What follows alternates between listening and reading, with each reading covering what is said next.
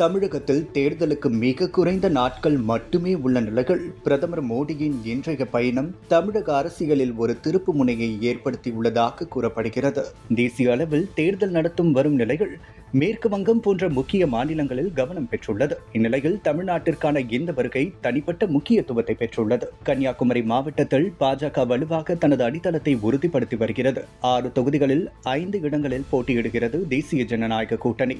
இவர்களை ஆதரித்துதான் பிரதமர் மோடி பெரிய அளவிலான ரோட் ஷோ நடத்தியுள்ளார். இந்த ரோட் ஷோ மூலம் கட்சி நிர்வாகிகளை மட்டுமின்றி பொதுமக்களையும் நேரடியாக சந்தித்து அவர்களுடன் தொடர்பு ஏற்படுத்தும் வாய்ப்பு உறுதிப்படுத்தினார். இது மக்களிடையே உற்சாகத்தையும் தேர்தல் சூழ்நிலையில் ஒரு புதிய வேகத்தையும் உருவாக்கும் என்று எதிர்பார்க்கப்படுகிறது. இந்த நிகழ்வில் என்டிஏ கூட்டணியின் முதல்வர் வேட்பாளர் எடப்பாடி பழனிசாமி மற்றும் பாஜக முக்கிய தலைவர் அண்ணாமலை உள்ளிட்டோர் பங்கேற்கலாம் என தகவல்கள் வெளியானது. இது கூட்டணியின் ஒற்றுமையையும் வலிமையையும் வெளிப்படுத்தும் ஒரு முக்கிய தருணமாக அமைந்துள்ளது. இந்த பயணம் தேர்தல் கணக்கில் பார்த்தால் நாகர்கோவில் உள்ளிட்ட தொகுதிகளில் போட்டி நிலை மேலும் தீவிரமடைய வாய்ப்புள்ளது. குறிப்பாக கொளச்சல் மற்றும் பத்மநாபபுரம் போன்ற தொகுதிகளில் கடும் போட்டி நிலவுவதால் இந்த வருகை அந்த பகுதிகளில் நிலவும் வாக்கு சதவிகிதத்தில் திருப்பத்தை ஏற்படுத்தும் என்றே கூறப்படுகிறது. மொத்தத்தில் 2026 சட்டமன்ற தேர்தலில் கன்னியாகுமரி மாவட்டம் ஒரு முக்கிய தீர்மான காரணமாக உருவாகும் வாய்ப்பு உள்ளது.